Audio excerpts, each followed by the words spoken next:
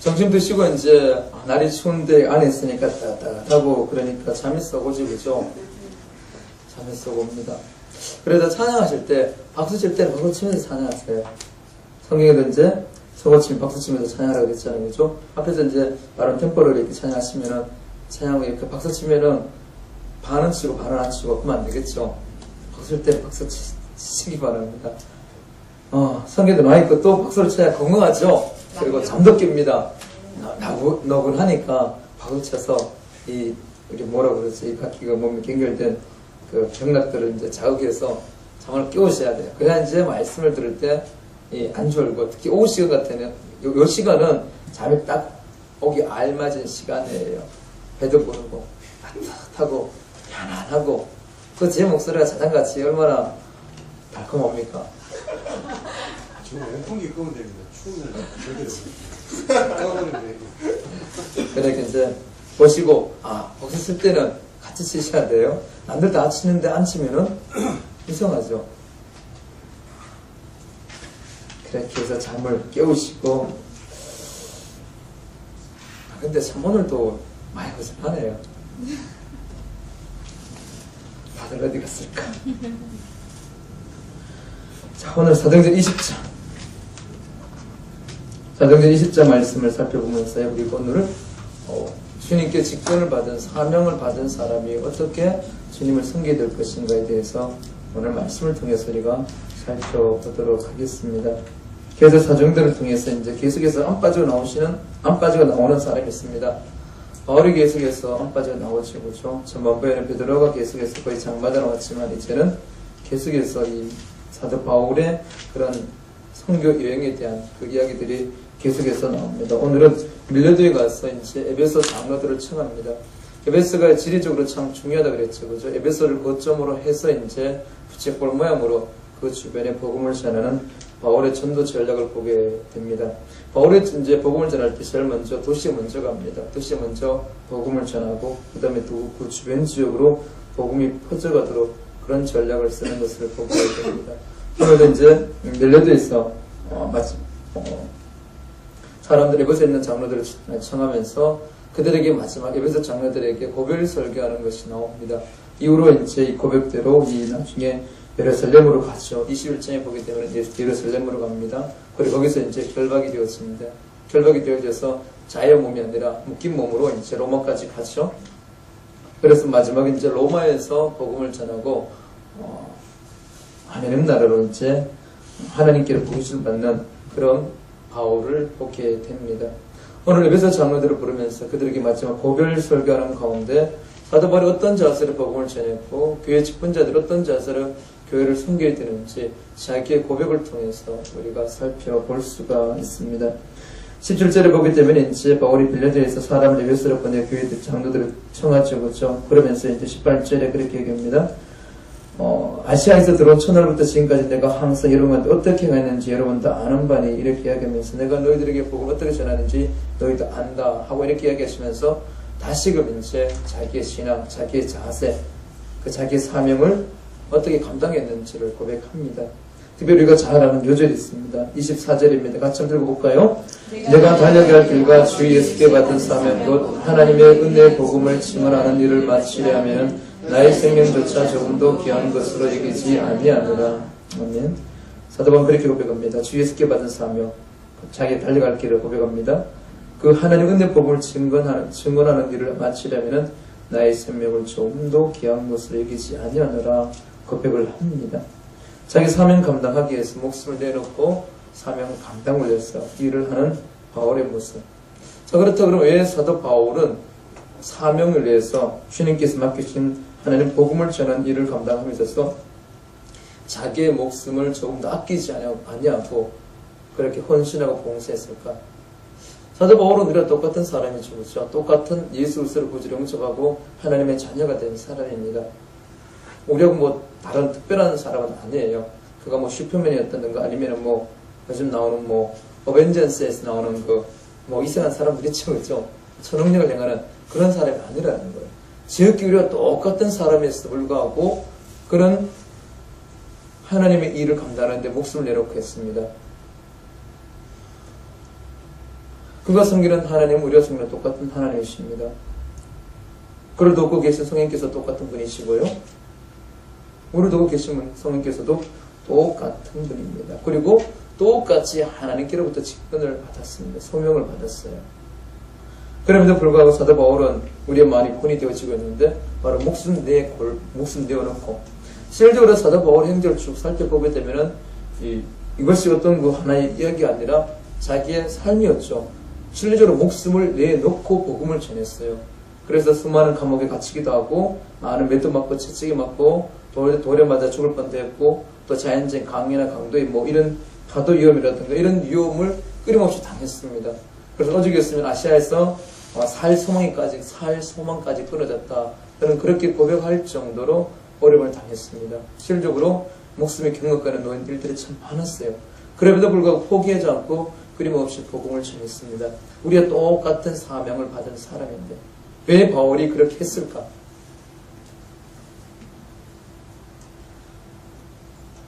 우리 또한 직분을 받은, 이 자리에 있는 여러분 다 직분을 받은 분들이에요. 직분을 받았는데 그럼 우리와 뭔가 달라서 그럴까? 다른 뭔가 있어서 그럴까? 다른 뭔가 있었을까요?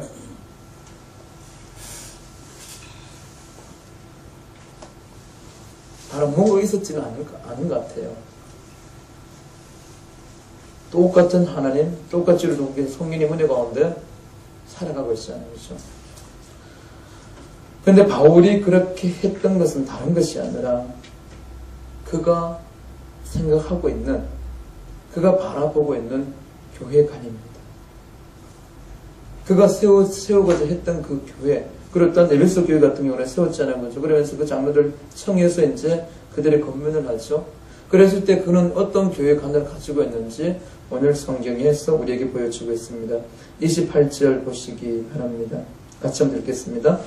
여러분은 자기를 위하여 또는 온 양떼를 위하여 상가라. 성령이 그들 가운데 여러분들을 감독자로 세우고 하나님이 자기 피로 사신 교회를 보살피게 하셨느니라. 아멘. 여기 보게 되면요, 교회를 어떻게 표현해놨냐면은 하나님이 자기 피로 사신 교회. 에베소 그 교회가 그냥 교회가 아니고 하나님께서 자기 피로 산 교회라는 겁니다.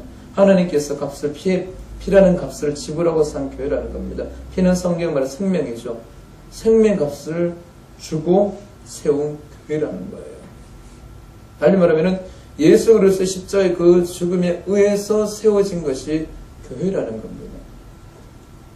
세상에 생명보다 더 귀한 것이 있겠습니까? 아마 생명보다 더 귀한 것이 없습니다. 그래서 예수님께서도 온 천을 얻고도 제게 생명을 잃으면 그것이 무엇이 유익하겠느냐?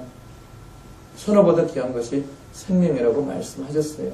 그런데 그 생명도 죄인의 생명이 아니라 바로 죄가 없으신 예수 그리스도, 하나님께서 이 땅에 육신을 입고 오신 그 예수 그리스도께서 생명을 내어주고 세운 것이 바로 교회라는 겁니다. 그래서 그러면 교회가 얼마나 소중한지를 우리는 알 수가 있어요. 단순히 그냥 우리 사람들이 모여있는 그 모임이다. 그것이 아니라는 거예요. 이 모임이 이루어지기 위해서 그 이면에 보이지 않는 거기에 바로 예수 그리스도의 십자가의 고난이 있었다는 겁니다. 예수 그리스도의 고난에 의해서 만들어진 공동체가 교회임을 말씀해 주고 있습니다. 오늘 반석교도 마찬가지입니다. 반석교가 세워진 지 한 28년 됐죠? 28년 정도 됐습니다. 28년 전에 세워진 이 교회가 그냥 세워진 것이 아니라 바로 예수 그리스도의 그 생명의 값에 의해서 세워진 교회입니다. 세상 사람들은 그렇습니다. 드러나는 것을 보고 그리고 세상적인 가치관을 가지고 평가를 합니다. 그러다 보니 큰 교회는 좋은 교회, 작은 교회는 시답지 않은 교회 이렇게 생각하는 사람도 있어요. 그래서 큰 교회 다니는 사람들은 나는 어느 교회 다닙니다 하고 이제 아주 이야기할 때 보면은 자부심을 가지고 이야기하더라고요. 그것이 자기하고 무슨 상관이 있는지 저는 잘 모르겠어요. 그 말은 뭐냐면은 세상적인 잣대로 교회를 그렇게 보는 경우가 종종 있다는 거예요. 그러나 이 땅에 세워진 그 모든 교회들, 하나님께서 세우신 그 모든 교회들은 소중합니다. 거기에 주님의 핏값이 묻어있기 때문에. 우리 만석교회도 마찬가지예요. 우리가 옆 사람들을 봤을 때, 우리 교회들 봤을 때 세상 움직일 만한 대단한 사람들은 없어요. 그렇죠? 그냥 저기 평범한 사람들이잖아요. 평범한 사람들이지만은 그러나 한 사람 한 사람 여기까지 오기까지는 바로 예수님의 그 말할 수 없는, 우리가 헤아릴 수 없는 고난이 있었다는 겁니다. 그것에 의해서 여러분 이 시간 한 사람 한 사람이 이 자리에 앉아 있는 겁니다. 그렇기 때문에 여러분 개개인 한 사람이 그만큼 중요해요. 사도 바울은 교회를 바라봤을 때 이 마음으로 바라봤어요. 이 마음으로 바라봤기 때문에 그 교회를 세우는 데 있어서 자기 생명을 조금도 아까운 것으로 여기지 않았습니다. 실질적으로 죽을 뻔도 했어요. 진짜 죽을 그런 상황까지 나갔지만은 그럼에도 불구하고 포기하지 않고 끊임없이 복음을 전하며 교회를 세웠던 이유는 바로 하나님의 피로 그 교회를 세웠기 때문에, 하나님께서 그렇게 세우고자 했고 또 세우셨기 때문에 그랬다는 겁니다. 하나님의 목숨하고 예수 그리스도의 그 목숨하고 우리 목숨하고 비교가 될 수 있을까요? 비교할 수 없습니다. 비교할 수 없지만 그러나 주님께서 우리를 사랑하시기 때문에 그것을 내어주시고 우리를 부르셨어요. 그래서 우리가 교회를 생각할 때, 교회를 대할 때 그 마음으로 대해야 됩니다. 때로는 사람들 보게 되면요, 덕스럽지 않는 모습들을 볼 수가 있어요. 지금 우리 한국교회가 그렇죠, 세상을 향해서 덕이 되지 못하고 있잖아요. 그래서 교회에 대해서 많은 평가를 하고 그렇습니다. 그러나 우리가 잊지 말아야 될 것이 있습니다. 잊지 말아야 될 게 뭐냐면은 그 교회가 주인의 핏값으로 세워졌다는 거예요. 그런데 교회 구성원들이 욕심을 버리지 못하고 욕심에 의해서 그렇게 있는 모습은 있지만 그러나 그 바닥에는 예수 그리스도의 피가 있다는 거예요. 그렇게 생각한다 그러면 우리가 신앙생활 하는 것이 교회에 나온다는 것이, 내가 교회 공동체 일원이 되었고 지체가 되었다는 것이 정말 중요합니다. 그냥 가볍게 생각할 문제가 아니에요. 그리고 교회가 왜 바르게 나아가야 되느냐?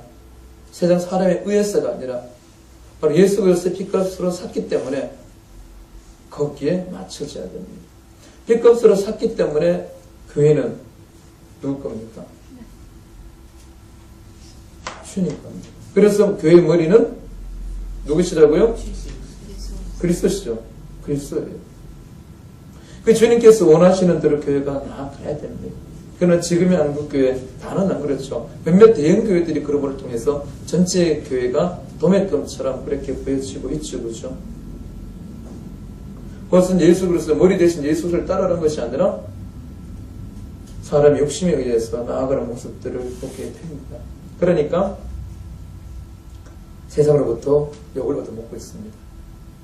그러나 교회가 바로 주님께서 핏값으로 사신 교회다 그러면은, 교회 머리가 예수 그리스도라는 분명한 신앙 고백이 있다 그러면은 곁길로 갈 수가 없겠죠. 교회에서 싸울 수가 없겠죠. 교회에서 분쟁이 일어날 수가 없어요. 교회가 하나님 나라를 위해서 아닌 다른 일을 할 수가 없어요. 다른 교회 자체 이익을 위해서 여러 가지를 할 수가 없다는 겁니다. 바로 우리는 교회를 생각할 때 이것은 주님께서 피로 사신 교회고 예수 그리스도가 머리 되심을 우리는 잊지 말아야 됩니다. 그러다 보니 나를 위해서 십자가에 예수님께서 생명을 내어주셨는데 죄인이었던, 하나님 피조물이었던, 어떻게 보게 되면 예수 그리스도를 알기 전에 하나님 원수되었던 나를 그 핏값으로 사셨어요. 측량 없는 사랑이, 그 사랑이 너무나 크기 때문에 목숨을 내어놓고 복음을 전하는 것을 보게 됩니다.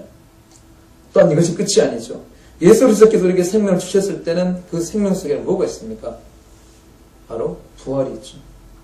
죽음으로 끝나는 것이 아니라 부활이 있기 때문에 두려워하지 않는 거죠. 예수 그리스도께 주님 교회 머리가 되시사 부활하신 것처럼 우리에게도 그 부활이 보장이 되어 있기 때문에 사도 바울은 복음을 전하는 데 있어서 자기 생명을 조금도 귀한 것으로 여기지 않냐고 전할 수가 있었습니다. 만약에 사도 바울 때 부활이 없었다 그러면은 아마 주저주저하지 않았을까요? 부활에 대한 확신이 없다 그러면 사람 다 누구나 그렇잖아. 이 죽음에 대한 두려움이 있잖아요. 그리고 자기 생명에 대한 애착이 누구보다도 강하잖아요. 얼마나 강하냐면 우리가 한 끼 굶으면 어떻게 됩니까? 배고프잖아요. 그래서 계속 음식을 되게 찾잖아요. 그게 보면 생존의 몸부림이잖아요. 그만큼 우리는 우리 자기 자신의 생명에 대한 애착이 세상 그 어떤 것보다도 강합니다. 사도 바울도 예외가 아니었겠죠. 부활이 없었다 그러면 그는 이렇게 살아가지 못했을 겁니다. 그러나 분명한 부활의 신앙의 확신이 있으니까 자기 생명을 내어놓고, 비록 내어놓다 하더라도 생명이 땅에서 호흡이 끝난다 하더라도 그것이 끝이 아니라 부활이 기다리고 있기 때문에, 그것이 확실했기 때문에 복음을 전하는데 그 모든 것을 내어놓는 것을 보게 됩니다. 어쨌든 우리 또한 사도 바울처럼 똑같이 하나님께로부터 사명 받았잖아요. 이제는 여러분들이 똑같이 받은 거예요. 똑같이 하나님께 주신 거예요. 사도 바울에게 사명을 주신 하나님, 오늘 우리에게도 사명을 주시고 직분 주신 하나님은 동일하신 분이에요. 그렇다 그러면은 우리 또한 우리가 섬기고 있는 이 교회, 반석교회가 하나님의 핏값으로 세워진 교회라는 것을 우리는 반드시 염두에 둬야 됩니다. 잊지 말아야 될 분명한 사실입니다. 그럼 이 피로 산 우리 교회를 위해서, 그러면은 사도 바울이 이제 목숨을 조금 아끼지 않고 이제 복음을 전하고 또 섬겼는데, 바로 목숨을 아끼지 않고 복음을 섬기는 그 구체적인 삶의 모습이 이제 오늘 에베소 교회 장로들한테 고백하는 그 고백 속에 나옵니다. 이런 자세 가지고 있다 그러면은 마음만이 아니죠. 이 마음이 있으면 그 다음에 행동으로 나와야 되죠. 행동으로 나왔을 때 그의 그 믿음은 온전한 겁니다. 그래요. 우리의 믿음이 온전한 것은 뭐냐면은 그것이 내가 믿는 바가 내 삶으로 나타나야 됩니다. 야고보서는 그렇게 말씀해 주고 있습니다. 행함이 없는 믿음은 죽은 믿음이라고 그랬죠. 내가 믿는다 그러면은요, 그 믿음이 삶으로 나올 수밖에 없어요. 우리 사람이라는 게 그렇잖아요. 사람은 다 자기 심는 대로 살아가죠. 심는 대로 살아갑니다. 오늘 여러분들 교회 오실 때 차를 가지고 오신 분도 계시고, 걸어오신 분도 계시죠, 그죠? 그러면 차를 가지고 오신 분은 어떡합니까? 내가 이 차를 몰고 이렇게 가면은 반석교회 가겠다는 신념이 있죠. 그러니까 차를 시동을 걸고 오던 길 있잖아요. 그 길로 온 거예요. 그것이 바로 어떻게 해요? 내가 갖고 있는, 내가 생각하지도 못했던 신념이잖아요. 그것이 있기 때문에 온 거예요. 근데 만약 그것이 없다 그러면 올 수가 없겠죠.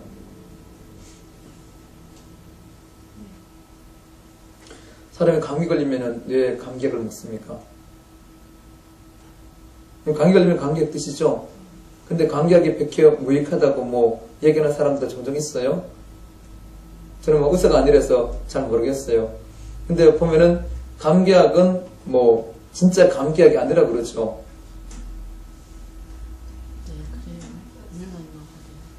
그렇죠. 감기약 원래 약 없다 그랬잖아요. 그죠? 그런데 왜 우리가 감기약을 먹습니까? 먹으면 낫는다는 신념이 있잖아요. 근데 실질적으로 감기약은 내가 당하고 있는 감기의 병에 대한 바이러스에 대한 아무 효과가 없어요. 그런데 먹으면 낫는다는 신념 때문에 가서 사 먹습니다. 그것이 바로 어떻게 해요? 자기 신념 대로 살아가죠. 그것이 삶이죠. 삶이 표출되어 있잖아요. 이 모든 것이 다 그렇다는 거예요. 우리의 믿음이 있다 그러면 마찬가지라는 겁니다. 믿음이 있으면요, 그것이 내 생활로 나타나게 되어 있습니다. 그런데 믿는다 그러지만 내 생활 이어지지 않는 것은 온전한 믿음이 아니에요.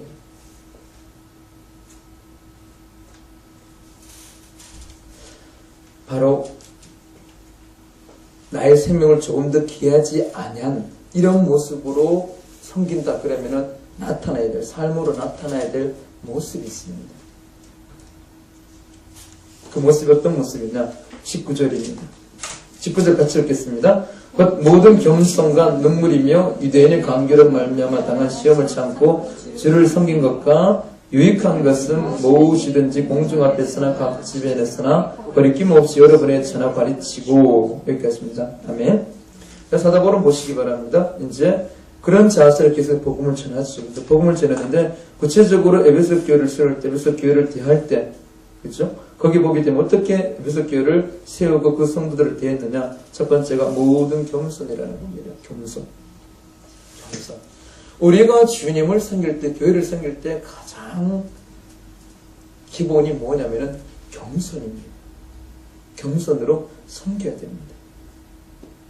예수님께서도 친히 이 땅에 오실 때 그랬죠. 빌립보서 2장 5절에 나와 있죠. 그죠? 모든 것을 비우고 내려오셨어요. 예수님의 겸손을 보여주셨어요. 그리고 나는 오늘 겸손하니 나의 몽려를 메고 내게 배우라고 마태복음 11장 28절 29절 보게 되면 나옵니다.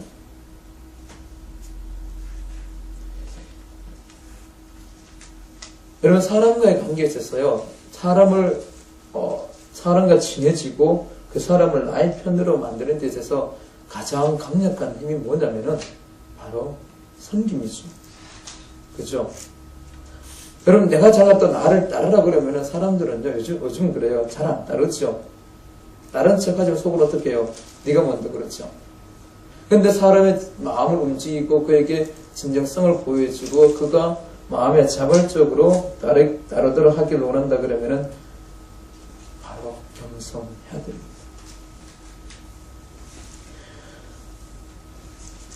오늘 28절에 보게 되면 그렇게 나옵니다. 여러분을 감독자로서 하나님이 자기 피로 사신 교회를 보살피게 하셨으니, 여기 보면 감독자가 나오시고 여러분을 감독자로서, 그 여러분 누굽니까? 장로들이죠. 장로들을 감독자로 삼았다. 감독자가 장로 같은 말입니다. 그럼 직분을 세우신 이유가 뭐냐면요, 교회를 보살피게 하셨느니라 나와있죠. 보살피도록 하셨어요. 직분자들이 가장 가지고 있어야 될 게 보살펴야 되는데, 보살핌의 기본은 겸손이라는 겁니다. 왜냐하면 교회는 주님께서 머리가 되시기 때문에 내가 주장하는 것이 아니라 우리는 주님을 따라서 하는 거죠. 그럼 겸손은 무엇입니까? 다른 것이 아니에요. 자기의 권리를 행사하지 않고 자기의 것을 주장하지 않는 것이 바로 겸손입니다. 간혹 그런 경우 있죠. 저는 뭐 잘 모릅니다. 저는 아무것도 못합니다. 이거는 겸손이 아니죠. 겸손이 아닙니다. 그거는 자기의 무능이죠. 능력함이잖아요. 사도 바울은 복음을 전하면서 그랬습니다. 모든 겸손을 표현했지만 사도 바울은 어디를 가든지 간에 담대하게 복음을 전했어요. 나는 모릅니다. 나는 부족합니다. 그렇게 기억하지 않았어요. 복음을 전할 때 누구를 만나든지, 때로는 사회적으로 지위가 있는 사람이든지 아니면 미천한 사람이든 간에 누구를 만나든지 간에 관계없이 그런 담대하게 전했어요. 그러나 전할 때 나는 모릅니다. 나는 무능력합니다. 그것이 아니라 겸손한 마음. 할례를 받지 못한 사람들에게는 할례받지 못한 사람들처럼, 할례받은 사람들에게는 할례받은 사람처럼 거기에 맞춰서 눈높이를 맞춰서 복음을 전하는 바울의 모습을 보게 됩니다. 바로 우리가 교회를 섬길 때 바로 겸손한 마음으로 교회를 살펴야 됩니다. 겸손은 섬김이죠. 섬김의 시작은 관심입니다. 관심을 가지고 있으면은 길이 보입니다. 근데 그 관심을 가져야 되는 이유가 뭐냐면은 주님께서 피로 교회를 사셨기 때문에, 그것 때문에 우리는 관심을 가져야 됩니다. 그리고 내가 그 공동체의 지체이기 때문에 우리는 관심을 가져야 됩니다. 여러분은 교회에 나오실 때 다 그걸 보고 나오셨죠? 그걸 보고 나오셨잖아요. 저도 그걸 봤어요. 그걸 보면서 이제 뭐랍니까? 좀 단정하게, 또 좀 이렇게 깔끔하게, 그래서 뭔가 또 이상한 거, 눈곱이나 아니면은 뭔가 묻지 않았을까? 살피죠. 살피면 어떻게 해요? 머리부터 발끝까지 다 살피죠. 얼굴만 혹시 살피셨나요? 내 몸이니까 머리부터 발끝까지 옷하나까지 다 살피죠. 내 몸이니까. 교회는 그래요. 주님의 몸이라고 그랬어요. 주님의 몸이기 때문에 여러분들이 관심을 가지고 살피셔야 돼요. 그러면은 보입니다. 교회를 살필 때는요, 교회만 건물을 살피라는 것이 아니에요. 아직 건물을 살펴야 돼요. 왜냐하면 우리가 예배드리는 공간이기 때문에. 더 중요한 것은요, 우리 성도들을 살피라는 거예요. 성도들. 오늘 나오지 못했으면 또 나온 성도들도 얼굴 표정을 한번 보시고, 관심이 없었나? 문제가 있으면 얼굴에 나타나지 거죠. 관심이 많잖아요. 그러지 않나 이렇게 살펴.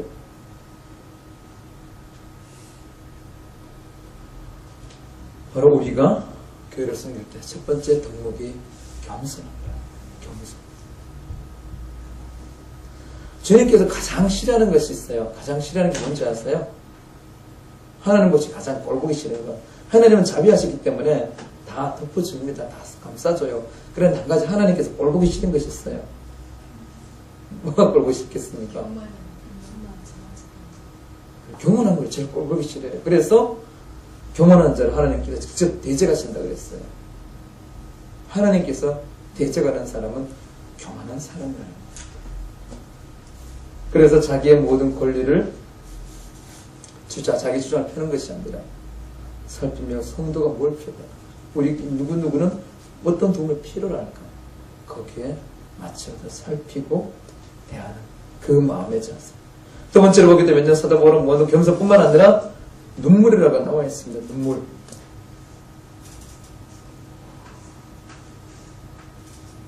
사람들에게 가장 진한 감동을 주는 것이 눈물이죠, 그렇죠? 아무리 이렇게 마음이 강팍한 사람도 눈물 앞에서는 약하죠. 그런데 사도 바울이 여기서 흘리는 눈물은 어떤 눈물이냐면요, 아파서 슬퍼서 고통스러워서 흘리는 눈물도 아닙니다.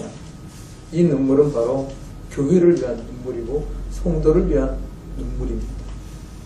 빌립보서에도 나오고 또 이제 고린도 후서입니까? 거기 보게 되면 눈물의 편지를 썼다가 나와 있죠, 그렇죠? 바로 에베소 교회를 세우면서 그들을 돌보면서도 그가 흘렸던 것 바로 눈물입니다. 주님의 몸입니다. 여러분, 우리 몸은 어떻게 됩니까? 건강해야 되죠. 그렇죠? 건강해야 되는데 우리가 우리 몸을 관리하는데 건강하게 잘 관리를 합니까? 잘 관리를 못합니까?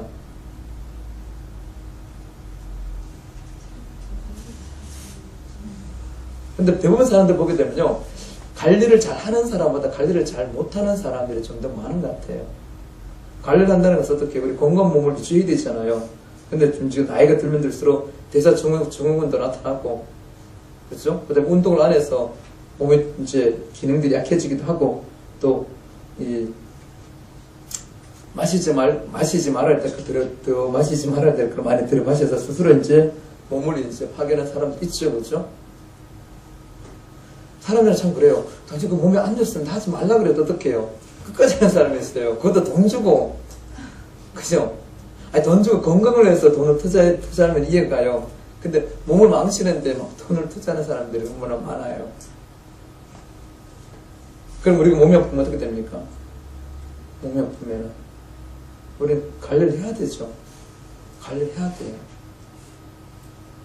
하나님께 주신 몸이잖아요, 그렇죠? 그리고 우리가 이 땅을 살아가면서 이 몸이 튼튼해야 됩니다. 바로 우리가 몸이 아팠을 때 병원 가고 치료받고 관심 가지는 것처럼 우리는 모두는 어떡합니까? 주님의 지체죠. 예수 그리스도를 모으기로 우리는 모두 지체입니다. 그런데 어느 한 사람이 힘들고 아프다. 그럼 어떻게 해요? 그가 회복되어지기 위해서 관심을 가져야 되죠. 바로 그를 위해서 흘리는 안타까운 눈물이 우리가 가져야 됩니다. 있어야 돼요.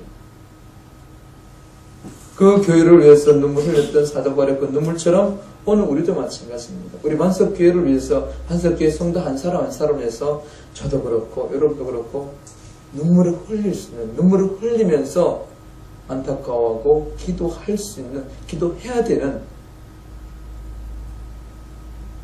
그런 신앙생활을 우리는 해야 됩니다. 혹시 그런 분 안 계시죠? 에이, 고사다. 에이, 싸다. 그럼 아무도 안 계시죠, 그죠? 우리 자식도 그렇잖아요. 속썩이는 자식 있죠, 그죠? 그 중에 한 명은, 뭐 몇 명이 안 되니까. 잘 하다고 속색을 뜨겠어요. 그렇죠. 그럴 땐 정말 속이 상해요. 그러나 그가 아프거나 힘든 일을 당하게 되면은 어떻게 부모는 속으로 가슴을 눈물을 삼키죠. 내 몸에서 내 자식이기 때문에 그렇다는 거예요. 우리는 하나님의 자녀잖아요. 하나님의 자녀가 힘들고 어렵다 그러면 우리는 그를 위해서 눈물을 흘려줄 수 있는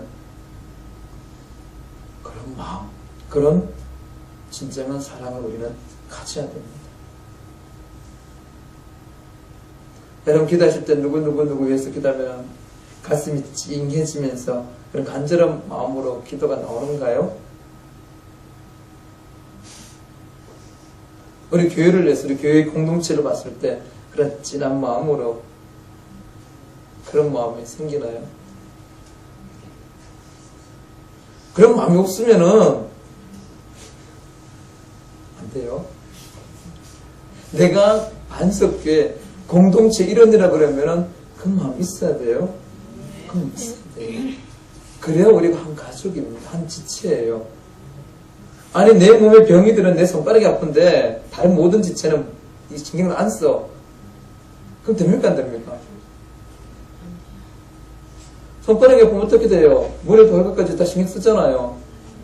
발은 어떻게 병원으로 데려가야 되죠. 이분 병원 가서 어디가 아프다고 많이 아프다고 설명해 줘야 되죠. 그럼 이분은 그 다음에 어떻게 해요? 이 아픈 손을 위해서 약을 먹으면 이 위장을 잘 소화시켜서 이게 약효가 발휘하도록 해줘야 되죠. 그게 그 사람 건강한 사람이잖아요. 근데 아프게나 말게나 썩거나 말게나 너는 손가락은 내게 아니기 때문에 네 알아서 해라. 나는 발이기 때문에 내가 관계없다. 그런 사람 아무도 없잖아요. 아무도 없어요. 우리가 한 가족이기 때문에 누군가 힘들어 아파하면 어떻게 해요? 내 문제처럼 내 살점이 아픈 것처럼 그렇게 생각하고 그렇게 기도하면 그래 눈물을 흘릴 수 있는 그런 우리 반석의 공동체가 되어야 됩니다. 그것이 주님께서 보시는 주님께서 기뻐하시는 공동체 모습이에요. 초대교회도 보게 되면 그렇죠. 초대교회 같은 경우는 많은 때를 따라 필요한 사람의 필요를 따라서 다 나눠줬죠. 그렇죠. 바나바 같은 경우는 자기 재산 다 팔아서 교회에 드린 이유가 뭐냐면은 그것을 필요로 하는 사람들, 교회 공동체 가운데 어려서 힘들어하는 사람한테 그것을 주라고 다 드렸잖아요. 그렇죠. 왜 그렇게 할 수 있었어요? 내 가족이니까, 하나님 안에서 한 자녀니까, 우리가 한 지체니까 가능한 거잖아요. 우리는 바로 이러한 공동체. 최근에 보니까 미국에 보게 되면 아미시 교도들이 있습니다. 아미시 교도들이 최근에 한 40배 성장했다고 그러거든요. 아미시 교도는 어떤 특징이 있냐면요. 그 사람들은 자동차 안 봅니다. 그 동네 없죠. 들어보셨죠? 그 동네 자동차 없어요. 마차 끌고 다닙니다. 그리고 또 이제 거기도 미국이 14세까지인가요? 의무교육이 14세까지 16세까지가 그래요. 그때까지는 공립학교 보냈지만 그 이후에는 어떻게 해요? 그 공동체에 들어와서 공동체에 필요한 기술들을 배우면서 공동체를 이뤄가면서 살아갑니다. 그리고 옷도 이제 롱스커트 입습니다. 문명의 그 모든 것들을 거부합니다. 그런데 아미시 교도들이 계속해서 이제 성장을 합니다. 성장 지금 40배나 성장했다 그럽니다. 여러 가지가 있는데 그 중에 이제 거기는 이게 뭐 자녀는 하나님께 주시는 대로 많이 넣습니다. 많이 나요. 그런데 얼마 전에 이 정신질환자가 그 공동체에 와서 많은 사람들을 총기로 이제 사살했습니다. 그 사건이 있었거든요. 그때 이제 그 아미시 공동체에 있던 사람들은 장례식 치를 때 그 정신 이상자의 가족들이죠. 그들을 다 초청해서 함께 장례식에 초청했습니다. 그러면서 그들은 그렇게 이야기하죠. 하나님께서 우리를 사랑하셨습니다. 그렇기 때문에 우리를 사랑하셔서 우리를 용서하셨습니다. 그리고 우리 또한 그를 용서합니다. 그러면서 그의 가족들을 장례식에 초청해서 함께 장례식을 치르는 그런 이제 일화도 있었습니다. 거기 보게 되면 그 사람들은 그래요. 공동체를 이루어가는 공동체. 한 가족. 그러니까 그 공동체가 어떻게 보게 되면요. 그들의 삶은 16세기의 삶하고 비슷합니다. 지금의 우리 21세기의 삶이 아니라 16세기의 삶을 그대로 살아가고 있어요. 그런데 그 공동체가 무너지는 것이 아니었어요. 깨어지는 것이 아니었어요. 더 견고하게 든든히 서가는 것을 보게 됩니다. 그리고 미국 사회에 용서가 뭔지 사랑이 뭔지를 그들은 보여주고 있습니다. 바로 우리 반석의 공동체도 그런 모습을 가져야 됩니다. 그래서 세 번째로 보게 되면요. 그래요. 교회는 보게 되면은 항상 기쁘고 신나고 즐거운 일만 있는 것이 아니죠. 그렇죠? 사도 바울은 그렇게 고백합니다. 유대인의 관계로 말미암아 당한 시험을 참고 주를 섬긴 것과 시험이 있었다는 겁니다. 복음을 전하면서 시험이 있었어요. 교회는요, 의인들의 모임이 아니라 무슨 모임이에요? 죄인들의 모임입니다. 죄인들이 모였기 때문에 문제가 생길 가능성이 많죠. 죄인들이 모였기 때문에. 각자 다양한 성격들, 다양한 삶의 배경들을 가지고 있는 사람들이 모였기 때문에 어떤 이야기를 하더라도 충돌이 생기죠. 그리고 말을 하는데 의사 표현도 보게 되면요, 나는 그냥 평범하게 하지만 듣는 사람은 상처를 받는 그런 일들도 있겠죠. 나는 농담으로 던졌는데 어떤 사람은 그것을 진지하게 받아들이는 사람이 있어요. 농담이 안 통하는 사람이 있죠. 그리고 또 우리 다 성격들이 있잖아요. 성격이 있다 보니까 어떤 상황이 되었을 때 우리의 성격이 드러날 때가 있죠. 함께 모여서 운을 하더라도 회의를 하더라도 어떻게 돼요? 성격들이 막 드러나, 자기 시험들이 막 나오잖아요. 그런 시험들도 있고요. 또 외부적으로도 마이가 주는 시험들도 있고 또는 핍박들도 있고 그렇습니다. 그런데 중요한 것은요, 그런 시련이 올 때 낙심하지 말고 포기하지 말고 참고 신앙생활을 잘 하고 주님을 잘 섬겨야 됩니다. 신앙생활 하면서 교회 나오면서 시험이 없다, 있을 수가 없습니다. 있을 수가 없어요. 시험이 있기 마련입니다. 없으면 정말 좋겠죠. 우리는 앞으로 시험에 들지 않도록 그렇게 해야 됩니다. 그렇지만 뜻하지 않게 찾아온다는 겁니다. 왔을 때 우리는 거기에 포기하고 낙심하고 등지는 것이 아니라 그 시험을 이겨야 됩니다. 사도 바울 또한 복음을 전하면서 그런 시험들이 참 많았습니다. 외부적인 시험도 있었어요. 믿지 않은 유대인들을 통해서 엄청 핍박을 받았습니다. 뿐만 아니라 교회 내에서도 그런 엄청난 핍박도 받았어요. 그리고 심지어는 사도가 아니다 그럴 정도로, 사도가 아닐 정도로. 그리고 어떤 사람은 그럽니다.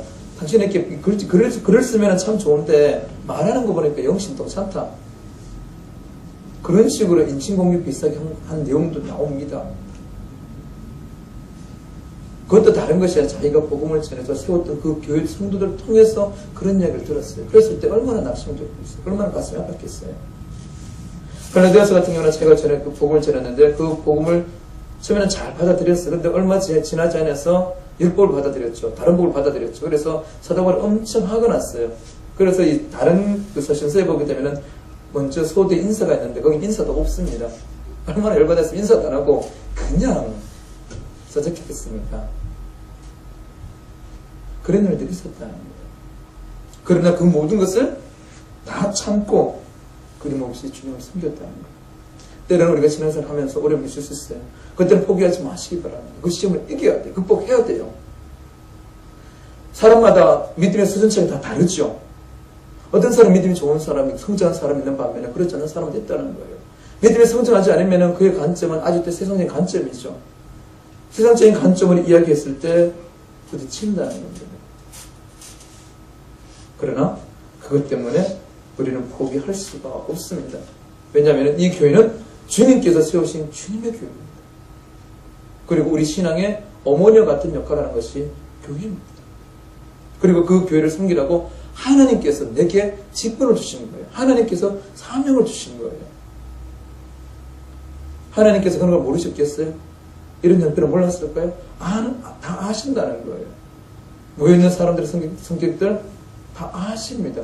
그런데 불구하고 수많은 교회가 있지만 신월동에만 해도 70개 넘는 교회가 있어요. 그 중에서 여러분들 한석계를 다 끌어놨어요. 하나님께서 할만하니까 할 수 있으니까 보냈지, 그죠? 잘할 수 있으니까 보낸 거예요. 여러분들이 이 교회가 내게 가장 알맞은 교회라는 것을 믿으시기 바랍니다. 내 인생에 있어서 최적의 교회라는 거예요. 그러니까 하나님께서 보내셨잖아요. 오늘 직분 주셨잖아요. 그러면은 여기에서 때로는 시련이 온다 하더라도 그것은 내가 충분히 극복할 수 있는 시험이라는 거, 감당할 수 있는 거라는 거예요. 우리 또한 시험을 참아야 됩니다. 바로 주님을 바라보면서 주님께서 세우신 교회이기 때문에. 그리고 마지막으로 보게 되면 사도 바울은 그렇게 고백합니다. 유익한 것은 무엇이든지 공중 앞에서나 각 집에서나 거리낌 없이 여러분에게 전하고 가르쳤다 하고 나와 있죠. 20절에. 바로 복음입니다. 복음을 전하는데 공중 앞에서 많은 사람들이 있는 곳에서 때로는 각 집에서 개인적으로 어디든지 어떤 형편이든지 간에 복음을 전하는 것에 있어서 그는 담대하게 거리낌 없이 전했음을 고백하는 것을 보게 됩니다. 그래요. 하나님께서 우리에게 주신 이 직분을 가지고 이 직분을 감당하는 데 있어서는 때와 장소를 가렸으면 안 됩니다. 사도 바울은 주 예수께 받은 사명, 곧 하나님의 은혜 복음을 증언하는 일이죠. 복음을 전하는 일. 주의 몸된 제단을 세우는, 교회 공동체를 세우는 그 일을 함에 있어서 어디든지 때와 장소를 가리짐 없이 하나님께서 나를 이 직장에 보낸 것은 여기 있는 사람들의 복음을 전하라고, 내 주변에 내 동네 우리 이웃 이런 사람이 있는 것을 이들에게 복음을 전하라고 하나님께서 나를 대한민국의 그 넓고 넓은, 어떻게 보게 되면 지도 보면 작지만 우리 살아보니까 대한민국도 진짜 넓고 넓죠. 저 제주도에서부터 저 파주까지 북한도 가야 되지만 아직까지 막아놔서 못 가고 그 넓은 지역 가운데 신월동 지역으로 딱 여기서 살아라. 그리고 교회도 반석교회 가라 한 건요, 바로 여기서 우리를 사명을 감당하라는 겁니다. 그래서 땀만 품지 마시기 바랍니다. 어떻게 하면 저 강남으로 갈까 생각하지 마세요.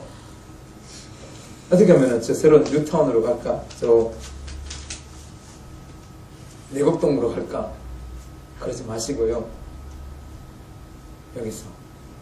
여기가 주님께서 나를 보내시고 나로 하여금 영광을 받으시고자 이야기해 주셨다는 것.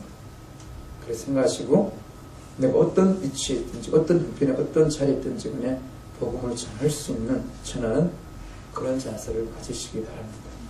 바로 사도 바울은 자기 복음을 전하는 데 있어서 이런 자세로 복음을 전했습니다. 그렇다 그러면 동일하게 하나님께로부터 우리 직분을 받은, 사명을 받은 우리 반석의 성도님 또한 사도 바울이 이런 자세를 섬긴 것처럼 저도 마찬가지입니다. 저도 이런 자세로 여러분들을 앞으로 계속해서 더 섬겨야 되겠고요. 여러분도 마찬가지입니다. 이런 마음으로 맡겨진 일을 잘 감당하고 교회를 섬겨주시기 바랍니다. 그러면 사도 바울을 통해서 주님의 뜻을 이루신 것처럼 하나님께서도 우리 완석교회를 통해서도 큰 일을 이루실 것입니다. 기도하겠습니다.